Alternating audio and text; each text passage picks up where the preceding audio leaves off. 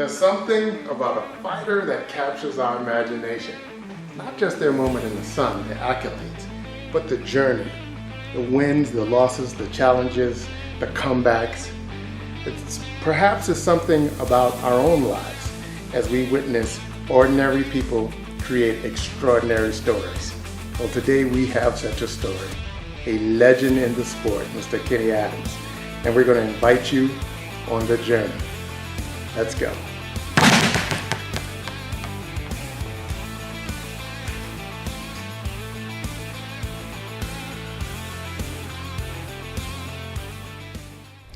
All right, welcome. We are here in Las Vegas, Nevada, DLX Boxing with one of the most prolific figures in all of boxing, Mr. Kenny Adams. Kenny Adams, your career has spanned everything from being a champion yourself to helping develop over 28 world champions, gold medalists, Olympic teams. Today we want to hear the background story. Where did it all begin? So where did this start? You know, it actually started in a little town, Cape Girardeau, Missouri, a small town right off the Mississippi River. What happened was I started going to school at a public school called John S. Cobb School. In those days, all black. And going there, I'd always have to get into a fight with somebody. Somebody would try to pick on me because I was a little young guy, and people thought my people were rich and had a lot of money. So guys would try to pick on me and jump on me. So it learned me a lesson. I said, I'm about to learn how to fight. So the first thing that I did, I started seeing people what they were doing at the clubs. Well, they were having knives and razors. So what did I do? I arm up, so I carried me a razor. So what, you 15 then, 16? 14. 14, okay. 14. Yeah. And so when that happened, for a guy tried to jump on me over across the street in the club atmosphere, because you know clubs are mostly in the tough areas anyway. Yeah. And so I was in that area, and so I said, dang, I learned a lesson. I said, I'm gonna get my uncle a razor. So I got my uncle a razor, put it in my pocket. So I learned how to open a razor and then run it right across here and pop a dude with it and stuff, you know. And tough times. Yeah, and then that happened. The guy wanted to pick on me, and then I went down to the ball field. The dude saw me, and he saw me by my horse. I had a horse stick, you know, and you know in those days you take a stick, a long stick about 6 foot long, and you take and trim it and make it called a pinto, you know, my pinto horse. So I gallop up down to the park where they're playing softball, tied up.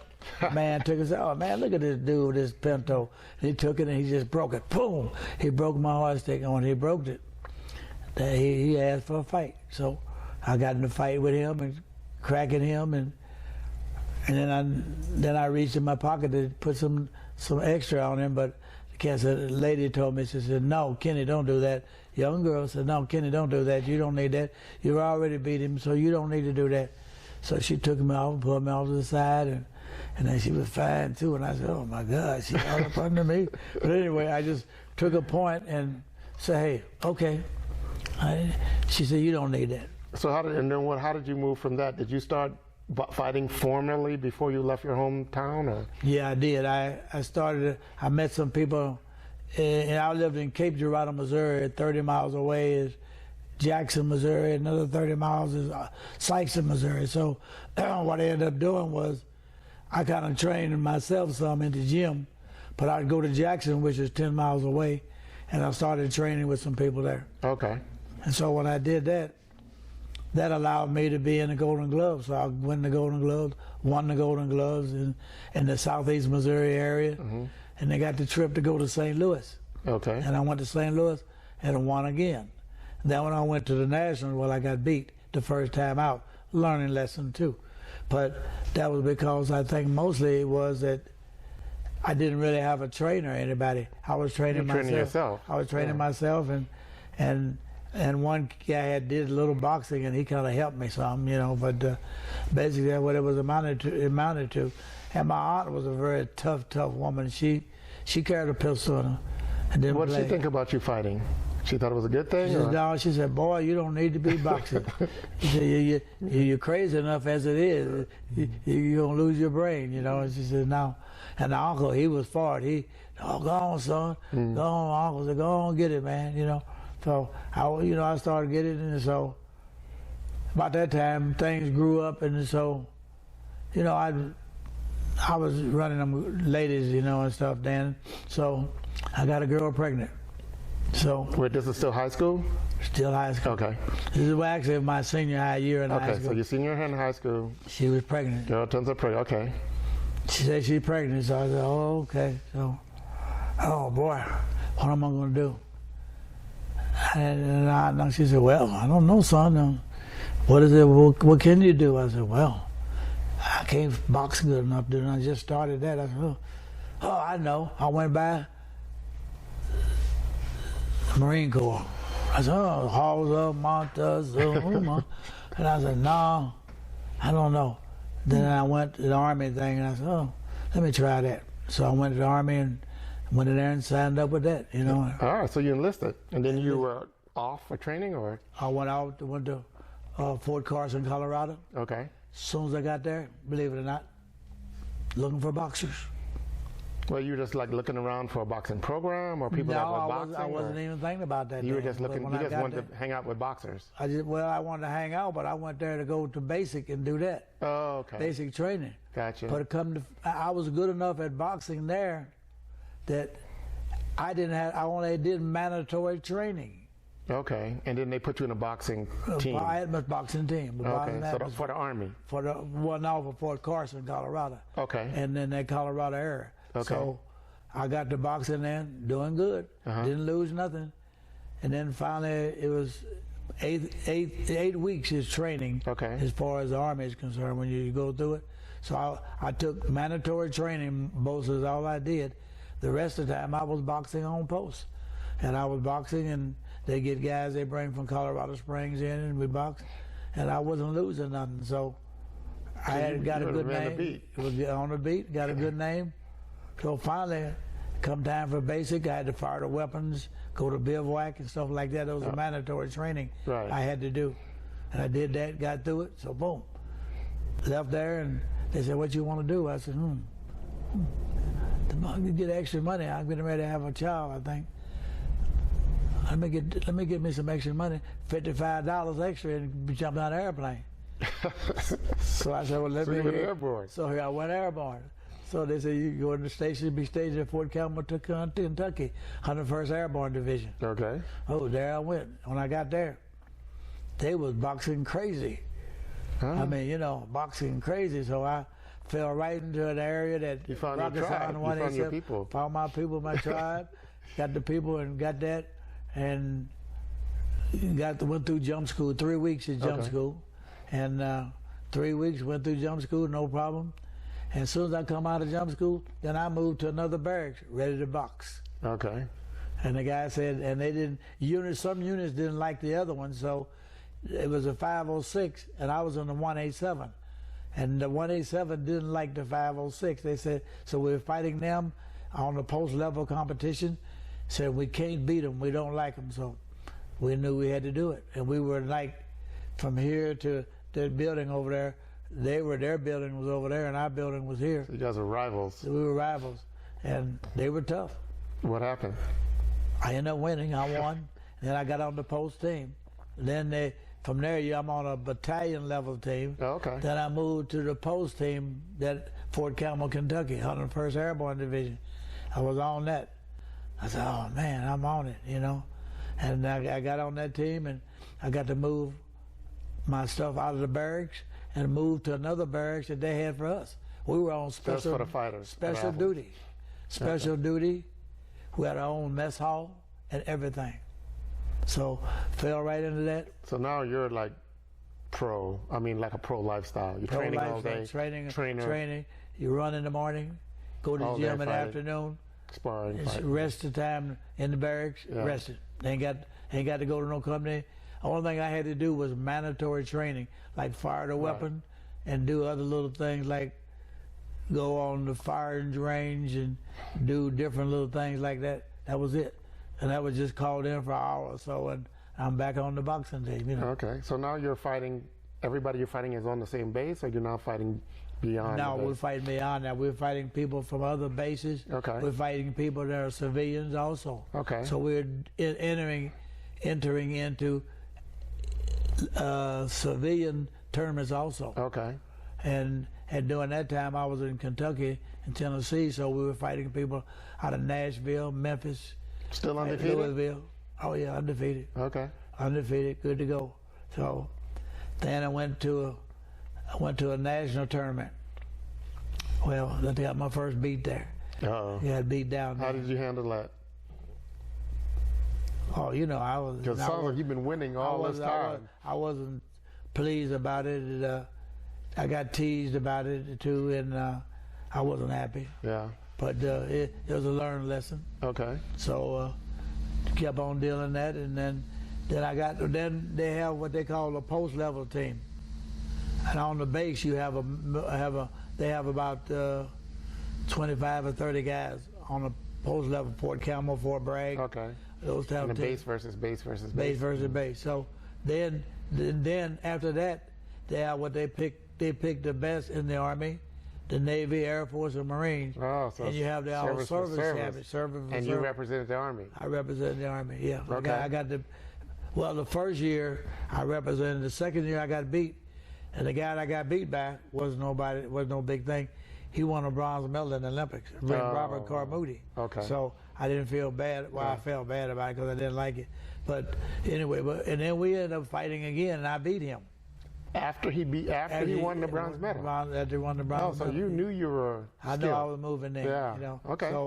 So then you come to a point where you have post-level teams, and they also have teams national teams that people pick you to go to different countries to fight. Okay. Fight Russians, Koreans, etc.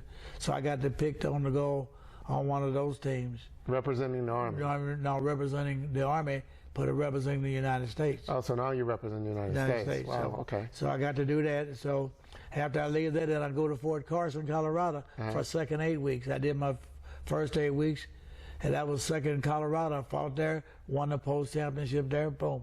Then that's when I came actually to Fort Campbell, and then got started at Campbell. It got me started in winning the post championship there. Plus, then I said from there, I got on the post level team, and a lot of great people, Carmody, Johnny Joyner, a lot of good fighters were there. You learned a lot of lessons. Yeah.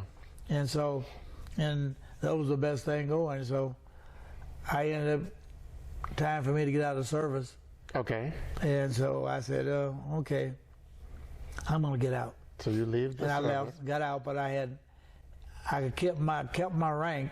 I was a Spec 4 then, Okay. E4, and they said you could go out, you stay out 90 days. You can come back if you want. You don't stay out 90 days. You got to stay out less than 90 days. Okay. So I stayed 88 days. Okay, I do. And you came back. I came back. Okay. Did you go home when you got out? Yeah, I went back home. to Missouri. Went to Missouri. Okay. And then I left there, and then I asked them to put me back in Fort Campbell, Kentucky again. Okay. Because I had called the coach and them up, and everybody. I said, I'm coming back. Okay. In 80 some days, I'll be back through there. So they said, hey, let us know. So I came right back there, went right back to the same unit that I was in. They allowed me to do my thing, and there was no problem. And so you're on 24-hour special duty when you're like that. So you're doing good. And at the same time, you had a lot of prejudice thing going on in the military also. Right. There were certain things going on in the units that allowed us to do things. And of course, your boxing team was considered mostly either black, Mexican, or a couple white guys. Mm-hmm. So that was about it. So, you know, it just happened that there it was. And the whole time frame, number boxing, special duty. That's all I did.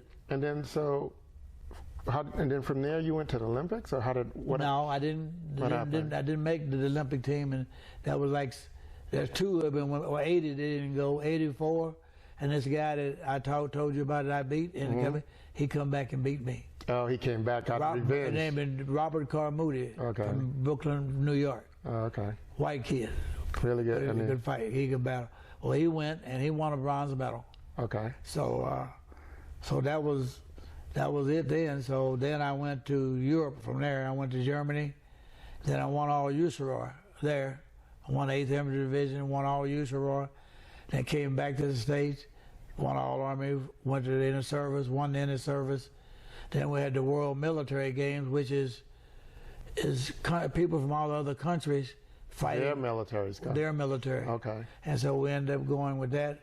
And then as time went along, then I went into higher duties there, and I went to drill sergeant school, became my drill instructor. Okay. And then from there, I couldn't get out to box, man. I had to do that duty. They just didn't allow it. Gotcha. So it was a break. You took some time. How long did that break last? About 3 years. Oh wow, that's a significant break. Yeah, Okay. a significant break. Yeah, much more than I really wanted. Because I went to the gym, worked out all the time, and did my thing. But and so it came to a point. I said, well, maybe it's. And by that time, I'm 30, 31, 32. I said, well, maybe I don't need to box. Maybe I just start being a coach. Okay. So that's when I took over the battalion level team. Where you were? Where I was at. Okay. And then I got transferred then to Europe. Then I went to Germany, and when I got there, I saw the opportunity, I'll get back into boxing again. As a fighter? As a fighter. So I did that. Still in your blood, okay. Yeah, so I won 8th Infantry Division, then I fought for USAROR, was all European Championship, won it, came back to the States, fought the All Army Championship training camp. Wait, so you're not a coach now? You're a fighter? I'm a fighter. Okay. And I'm through the coaching to the side. Went back boxing. And so I went back boxing, and just unfortunately, I didn't win back this time. I didn't win the All Army. I was All Army runner-up, but they still kept me as part of the training because I was a good sparring for other people too. Okay. So I kind of understood, knew that, but the opportunity might come about if this guy got hurt or injured. So I was like secondary then. Okay. But he didn't get hurt or injured, so I ended up going back to Germany, and then the boxing then, and then I kind of started thinking about coaching then. Okay. So you go back to coaching. Went back to coaching, and stayed with it, coaching then, and stayed then ended up being all USAROR championships. As a coach? As a coach. Okay. And then they said, oh, well, we're looking to see they like my styles and everything, so they said, we're going to take you back to All Army with us and become one of the coaches. Okay. So that's when I started becoming. So now you're coaching where you used to fight? Fight, yeah. Okay. So is that normal or? That happens. That's what happens normally. So now you're there, you're training the same guy that had beat me and I'd beat him, Carmody, he was also one of the coaches. He was a coach. He was at the same place now? Same place. So now you're on the same team? Same team. Okay. We're all together. And so, and they got Pat Nappy, who was Olympic coach for the United States for many years. Okay. He was also coaches, and another guy named Carlton Brooks, who was also a teammate of mine. He was also one of the coaches was there. So we got the team, and as it came about, during those times, Air Force, Navy, Marine, Army, they have inner service every year, inner service fights. Okay. And as a whole, the Army won most of the time. Okay. So it came a point in time where Marines, they were always tough, true. Air Force was tough. Navy wasn't as tough as the rest of them, but still, these guys still worked out to be good. So, but it just so happens that then 1980 came about, and I was selected as one of the coaches for the 1980 team. But as you know, they didn't go to the Olympics. Oh, it was boycotted? Boycotted. Okay. And then the 84 team came about, which was set up in California, This is the Olympic team? Olympic team. Okay. So, I did my thing. I started coaching and started doing that. So you were training the Olympic team in 80, but it was boycotted? Boycotted. And you kept training, and then the next time around, 4 years later? 84. That team came around, and at that point in time, I became one of the assistant coaches. Okay. Then The next year was 88. Okay. So I got the head job. Huh. I got the head. So you were Olympian coaching staff or coaching 80. for 12 years? Yeah. Okay. So off and on, and because like I said, and what was the thing is one of the coaches, Pat Nappy, who was also the Army coach, he was a head Olympic coach during most of those times. Okay. Anyway, because he had a position. He was a very strong disciplinarian, and one that he'd always get good guys. Carlton Brooks, Earl Morgan, myself, Brooks, and Cheryl. I've said that before, but he always would get good people that were good assistants that could teach, and that's what he brought on his level. He was an overall main dog, but who were some of the fighters like in the '88? You remember like some of those fighters like? Yeah, the '88 was. I'm trying to track my life along with this story, and now I'm old enough to maybe remember some of these guys. Michael Carbajal, 106, 112 was Arthur Johnson, 119 was Kennedy McKinney, 25 was Kelsey Banks, 32 you was remember all of them. Foster. You remember everything. Okay. How did the team do? '88. How did they do? 3 gold, 3 silver, 2 bronze. Nice. Okay. So but in the 1984 limit, we had 8 golds, 2 silver, 1 bronze. Wow. So that was a superior team. That's Very still strong. great. That was So Whittaker. That was Whittaker and all them. So what happened after that big win at that Olympics? After they finished in '88, after '88, after the Olympics was over with, time for me to retire. Okay, so you retired from coaching? No, retired from the military. Oh, okay. That's chalked up to being almost. I went in the Army in 1958, and that was '88. Oh wow, okay. So it's time for me to get out of the Army. I already did 30 so years. You retired. 30 years you retired. Man, that 30 years went by pretty fast. Yeah, it did. 30 years. 30 years. And that 30 years is probably more than people ever accomplished in the sport. Yeah, given your fighting and all the records and the Olympics. I was just blessed and things. And as you know, I think the start was that you got around coaches and fighters that were above the rest during that particular time frame. Coaches being Bernie Callahan, who was a colonel, very flamboyant guy who worked out of Washington, D.C., was a boxer who could give more lip work than anybody you know, but he was very good and he's very technical. Pat Nappy, a strong disciplinarian. You got Carlton Brooks, both disciplinarian and very physical and excellent boxing coach out of Coffeyville, Kansas. Earl Morgan, who was from North Carolina, also was the same way. Jimmy Grant from Fayetteville, North Carolina, was the same type of way. All these guys were very efficient in what they did, whether it be in running, teaching, or just being at a certain level. What I brought more to the table was that when I went to Germany during the one time frame between 1982, 83, 84, 85 was I got around the German Olympic team and I fought what they call Bundeswehr, which is a tournament in Germany. So in going there, I went there and we went there and boxed them, and they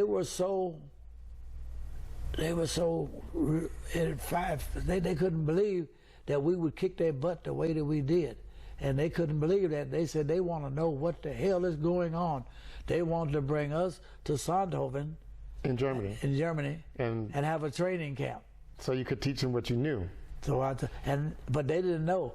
I picked up the strength and conditioning from them, which if you check history now, I'm the one that started it in the United States. So you learned strength and conditioning from the Germans, and then brought strength and conditioning back with what you knew about fighting to beat the Germans. To beat the Germans. That's funny. To beat them and added it into a part of the American style of boxing. See, Americans early on did not believe in strength.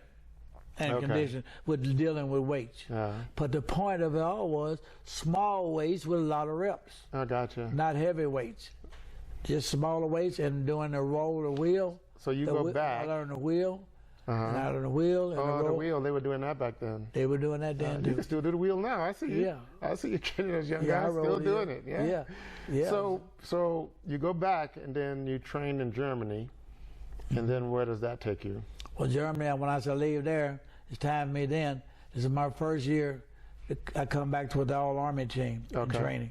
And then when I came back with them is when I introduced that to the All-Army team then about the strength and conditioning. Oh, gotcha. And I mean, did they think you were like weird or different or crazy, or did they just take it and run? Well, they had taken, it was some people that had did a little weights like this, just a little bit. But I put a more of a driving the way they did, in the structure of the wheel, and lifting up to certain levels and pushing it out with certain levels and adding your runs into it too.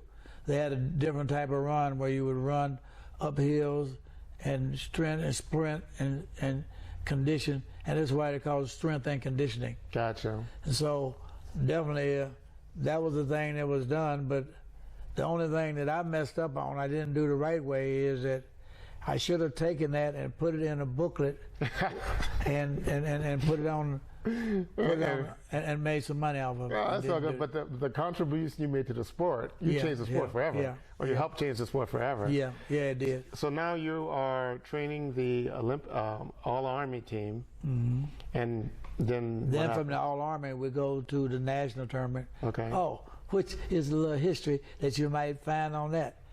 In the time that I had the All-Army team and I had the national team, we won. The Army won the national team every year that I ever took them to it. Wow. We won the national tournament. That's all everybody in the United States. Okay. And all the civilians. We won in 1980, 81, 82, 83, 84, 85, 86, wow, 87, 88. Oh, you had a dynasty. Yeah. Wow. Yes. What do you credit that to? You credit it to the hybrid, strength conditioning boxing, or just the? I think is the Army and the people in it saw enough that they would allow us to do what we could do, or the best that we could do, and they afforded me the opportunity to do it, is what it amounts to. They gave you latitude. Okay. They gave me latitude I could do. And I mean, why would they mess with that record? And the big general would say, my coach. That's what, my coach. So they bask in that glory. That's great. Yeah. That's awesome. And they would say, and I had a general named General Bonson, General John Bonson, and he was in the war with Patton years ago. And he was one avid fan of mine. I mean, at Fort Hood, Texas, where I was stationed at, and he would get up in there in the ring and he said, "Ladies and gentlemen, I present you, and I want you to see, this is my coach." and that's what he would do. Yeah. And he had the mayor of the city, and everybody in their mama he brought all the civilian people come into that, and they give them special seating. And I kind of had all arranged, and I did a lot of different things too. I was in drill teams sometime in the military too. So in the process of doing that, I would go up to, when I have my guys come into the ring, and we would do certain things. And like I said, this is another thing I introduced to them, is that when we come in, our song coming in is "Nothing Can Stop Us Now" by McFadden and Whitehead. Oh, I remember that. Yeah. Nothing gonna stop us now. And we do that one on McFadden and Whitehead. And as we beat somebody, we did a thing that we did, and we get up in here and we say, and then we got a shimmy. A little shimmy, and guess what song we were playing? What? Another one, Bites the Dust. and the guy told me, I'll never forget, the guy from Fort Worth told me, he said, When I heard that damn music, Kenny, I know we was in trouble. So, all right. So you still, up until this point, you still primarily focus on the military, though, right? You're not doing like coaching professional fighters, civilian. During that time? Yeah. Oh, I wasn't. I didn't do any. I didn't do any professional type of boxing. I didn't do anything up until I got out of the service. Okay. I never did anything. But, So well, I did. Okay, I did do one. I did do one. I take that back. I had one guy in '88 before I got out, and I had met him in Europe before. His name was Rene Jacot, and I went. He was from France, and before I got out,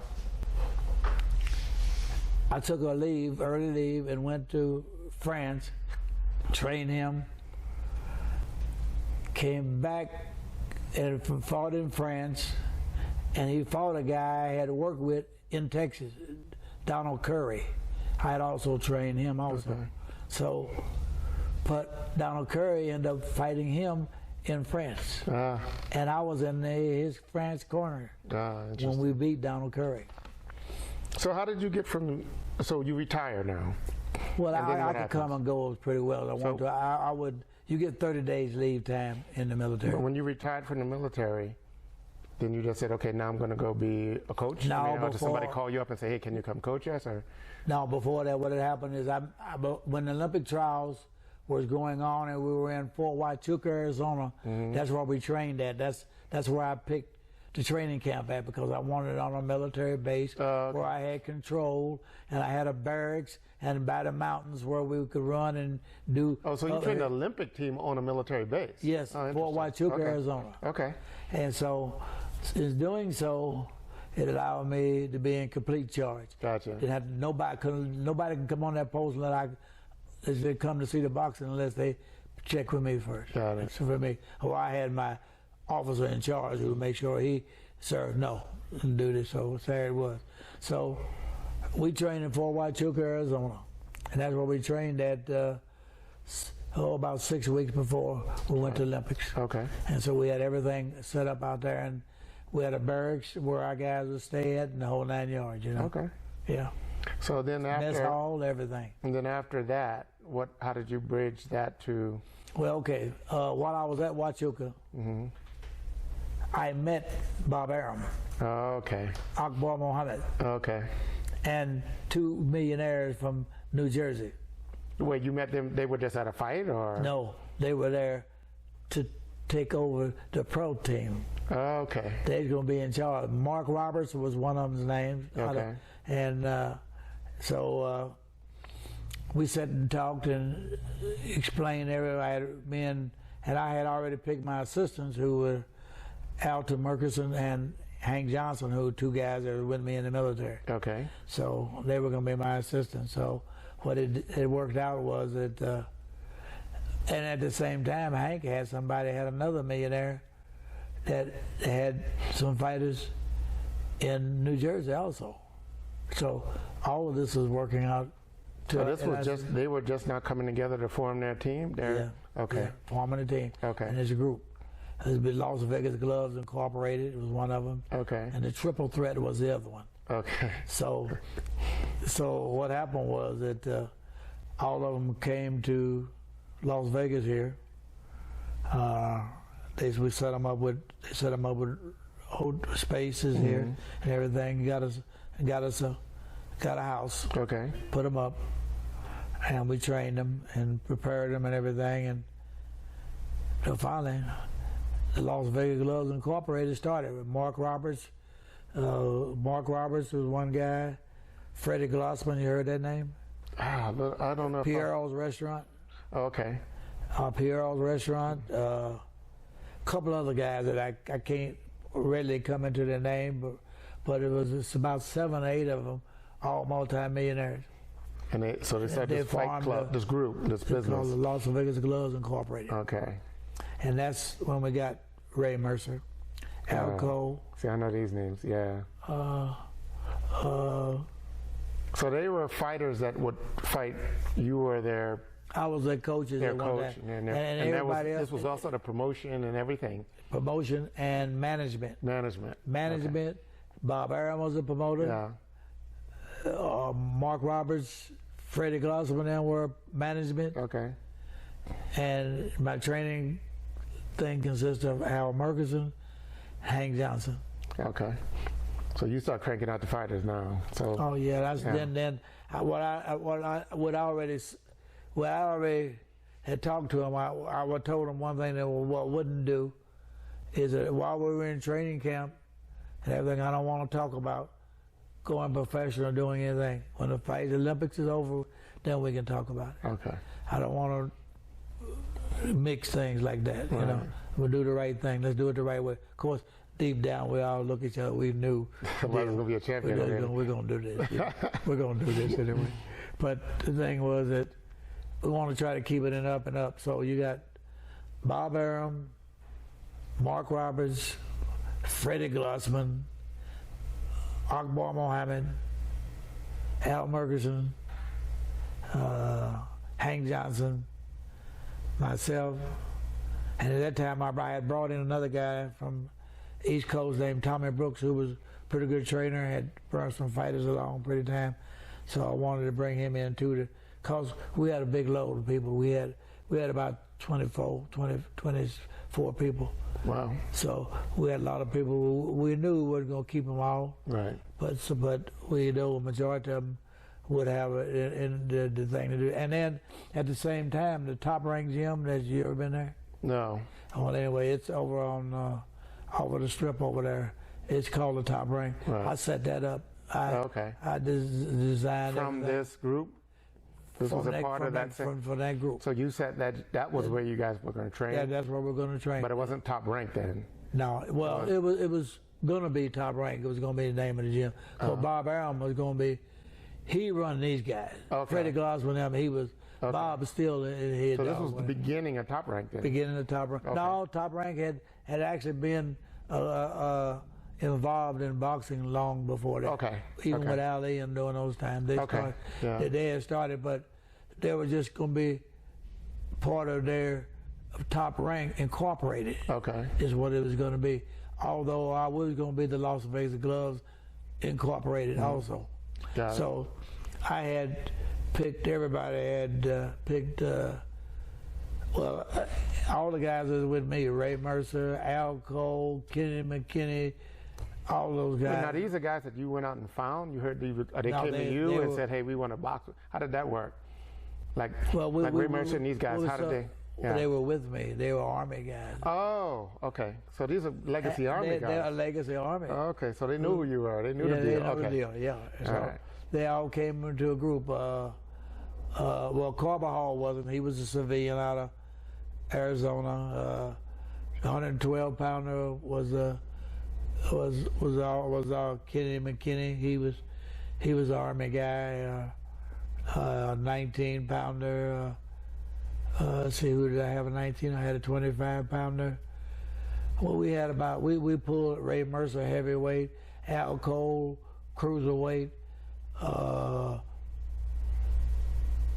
Hembrick, a whole lot of other kids. A lot of them were military people too. Okay. Those are guys that I had on the team, and also were fortunate enough to make the Olympic team. Got it. So, but we looked otherwise to find other people that we could bring in. Even some of them that were not noted at that time, we would bring them on board also. And get on the program. Get them through the program because I brought my coaches, Hank Johnson, Al Murkison, whatever, my assistants on the Army team. So they came on here with me. And then we set up the Top Rank gym. Like I said, it's over there off of the interstate between Gate 4 and Gate 3. The Top Rank gym is set up now. I designed that whole gym. It's got two big, one 20 by 20 foot ring, one 22 by 22 foot ring. You got different ring sizes in boxing. You have 18 foot, you have 20, and you have 22. So you have to be prepared for each one of them as you guys get ready to fight. Got it. So that's what we set that up, and I set up ice machine. I set up, make sure we had showers, wall lockers, and all the heavy duty equipment, all that equipment that's in there and everything. I set all that up. The offices, I had the first office as you come in, then the second office belonged to the manager, the next office behind there belonged to my other his assistants and them. And so we set the whole place up because I had set up gym before anyway, so I kind of knew what we needed to do and what we needed. And so we did all that. And the Las Vegas Gloves Incorporated were a bunch of millionaires from here in Vegas and New Jersey, and they put the money up, you know. Okay. And that's how. So now your fighters out fighting, they're doing your thing, and then what the word that spreads? How do you get to come, you know? Because you've come across a lot of these, you know, all the 28 world champions. I mean, it's just. Well, I've been over a lot of it. I went overseas. I went to let me back up a little bit too. I went to Uzbekistan years ago. Okay. And met him. I met a multi-millionaire from Uzbek, and he said, you know, I want to start a good program in Uzbekistan, Taskin, Uzbekistan. I said, okay. So I went there with him, and boy, it just, you know, you can't believe out of the world things that are there, you know. And so I just said, hey, okay. These guys are, you know, they're part Russian. Right. So they have toughness about them, but they don't have skill level, really. So you brought that. So I had to bring the skill level up to them. And so the guy said, well, Kenny, he said, look like they can get more involved. We'll go back to the States. I said, you're correct. And I said, that's what I was telling you about before. Why don't we get a places where they can live here in Las Vegas, bring them here in Las Vegas and bring them here, and I'll train them at the Top Rank Gym, no problem. And that's what and they came over. So that's what happened. We signed, of course, once again, if all this happens, sign on the dotted line. I've learned that. Yeah. I got to get paid. Got it. So I got paid, and they paid me so much a month and so much a fight. And so we worked all of those things out.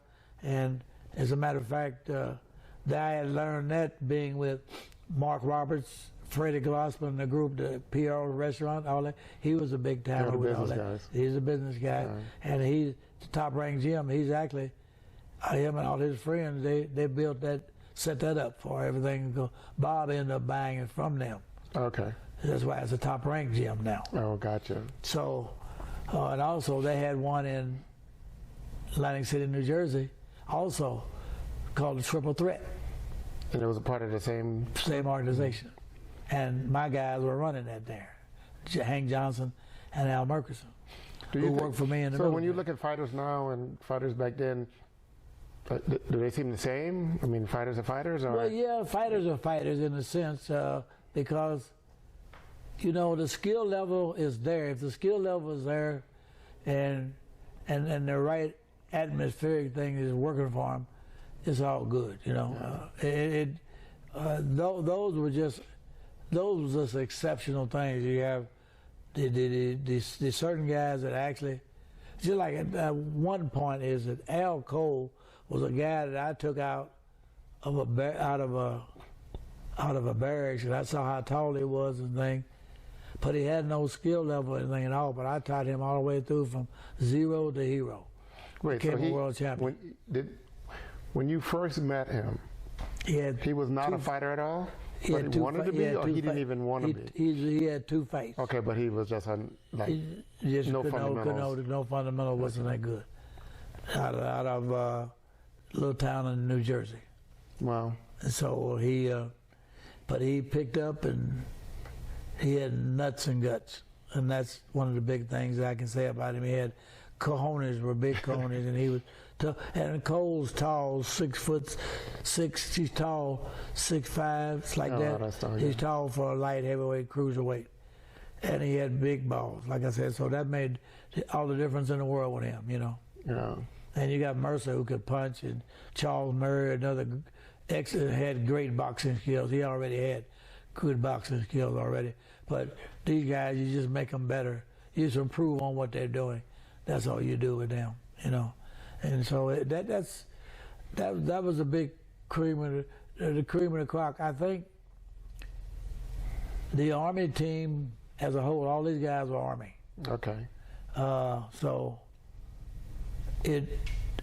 we had a good name because in civilian life we had beaten people from all over the world. Right. We beat everybody here in the States.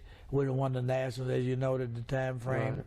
And so there it is, and then we had other people wanting to come with us too, So you think, because you keep using the word discipline, you keep referring to discipline, Oh, yeah. so you think the Army fighters, the discipline came from the Army, or you think the boxing helped them with discipline? Were they naturally disciplined people, or do you think that?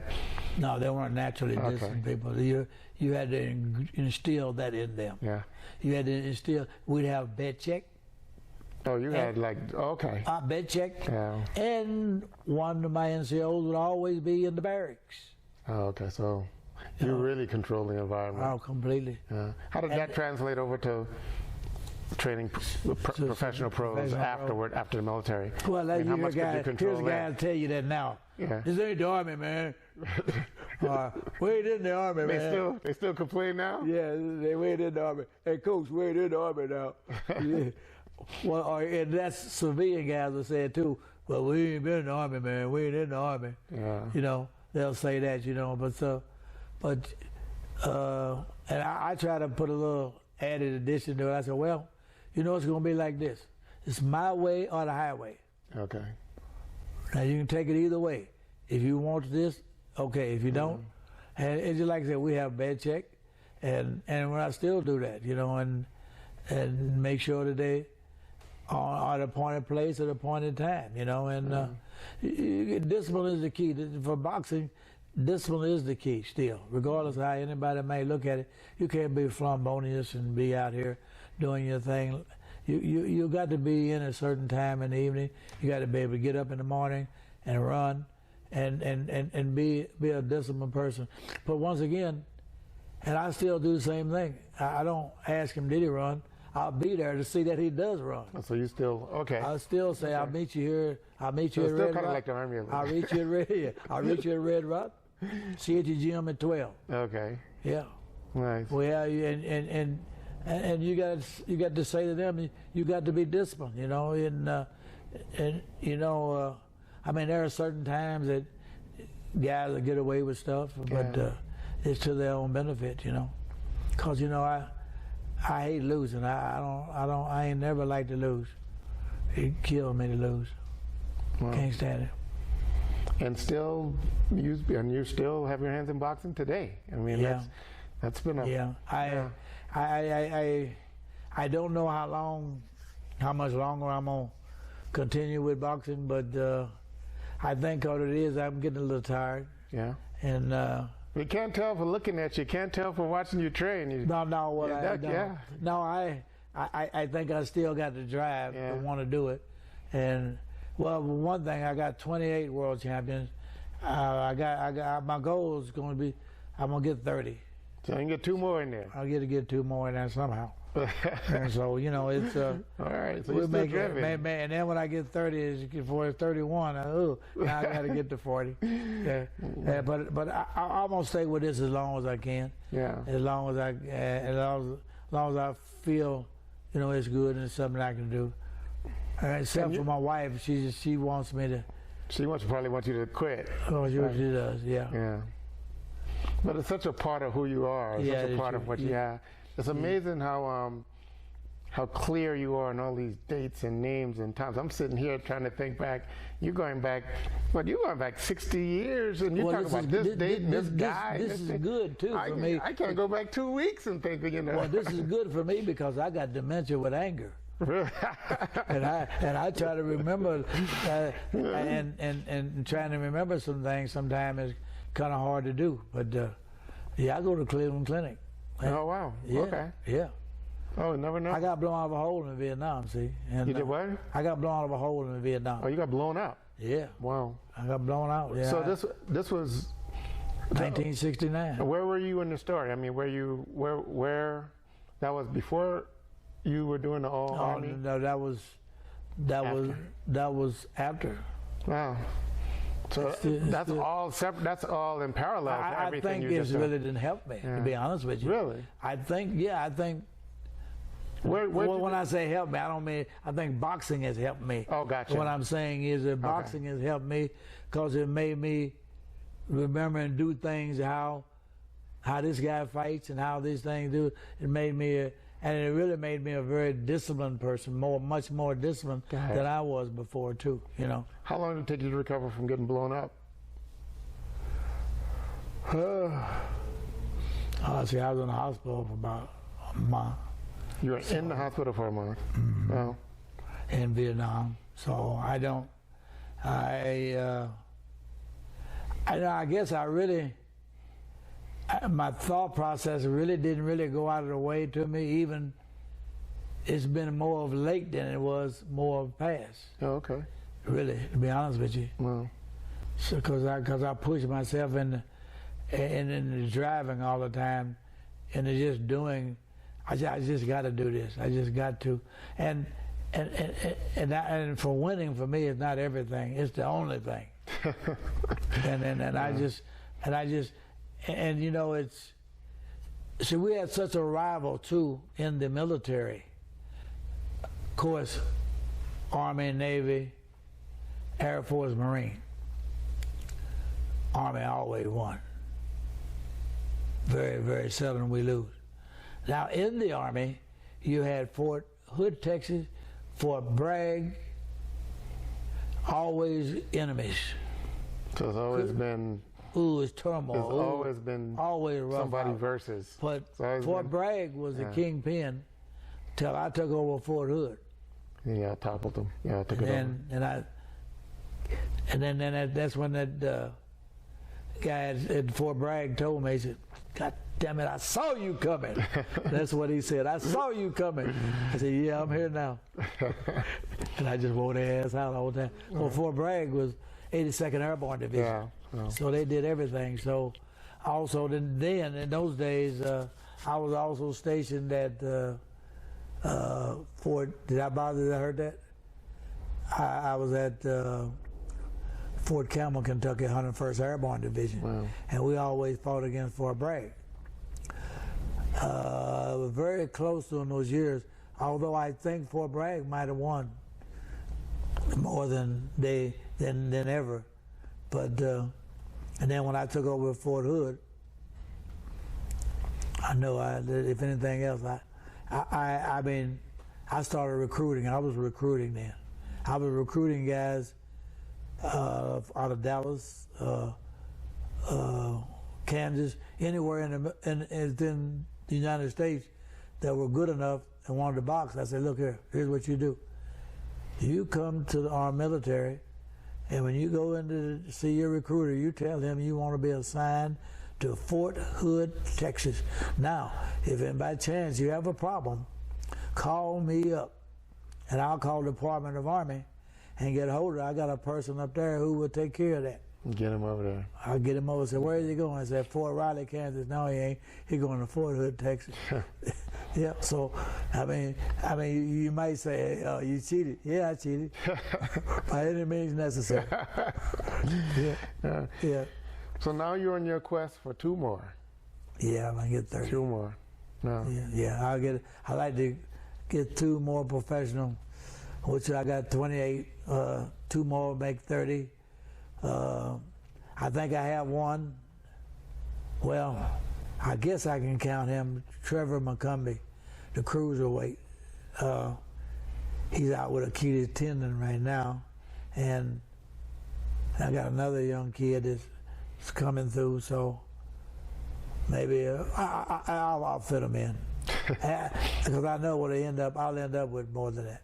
Nice. I think it's that point that I know that.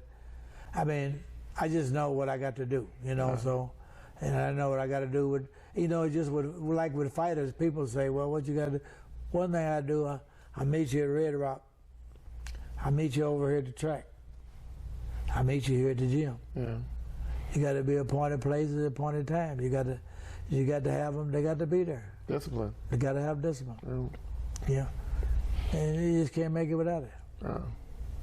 Well, this has been great. I mean, you took us on a whirlwind tour. You're a long ways away from Mississippi. I mean, for your beginnings in Missouri. Yeah, long ways away. Cape Girardeau, Missouri. Yeah, Cape on the Girardeau. Mississippi River.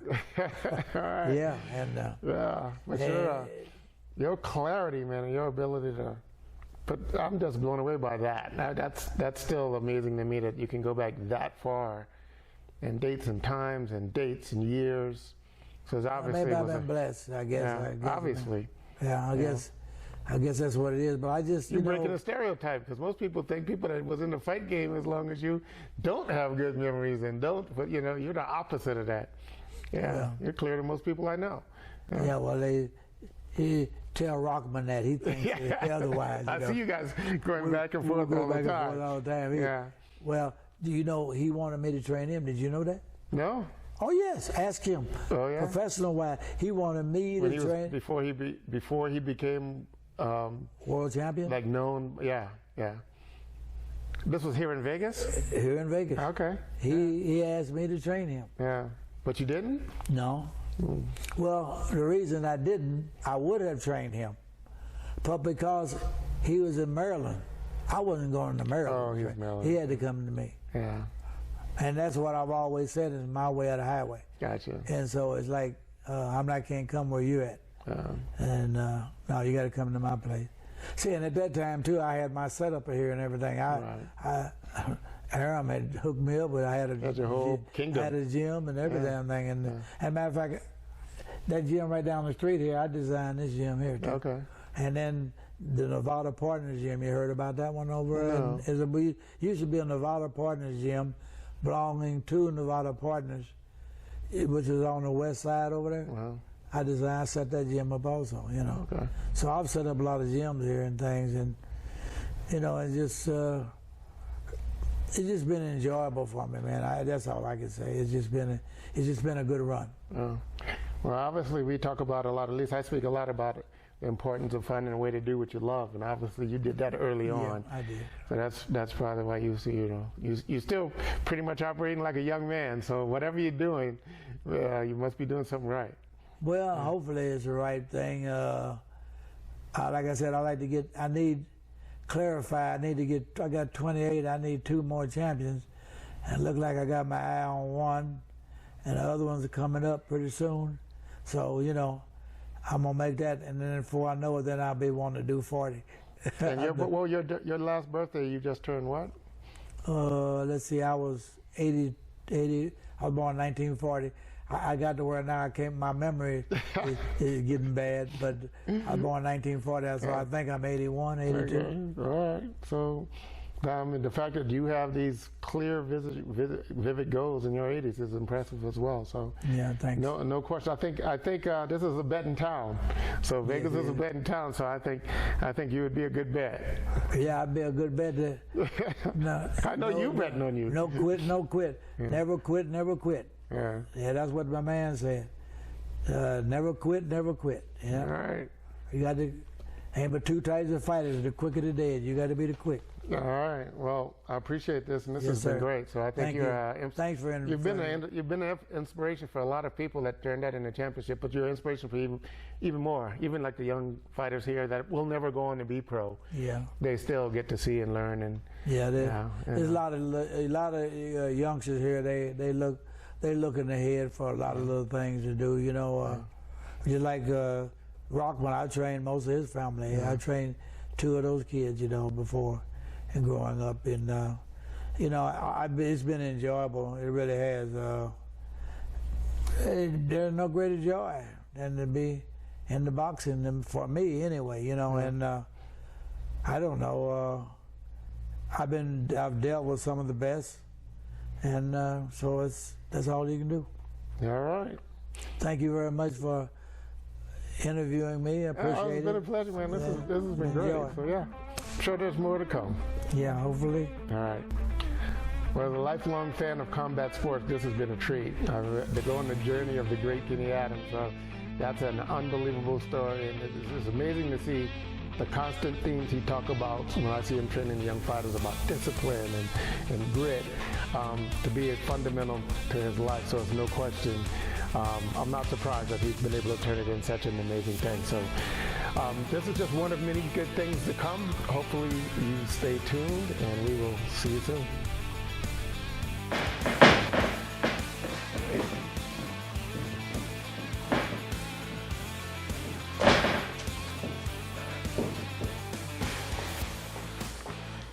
Oh, wow.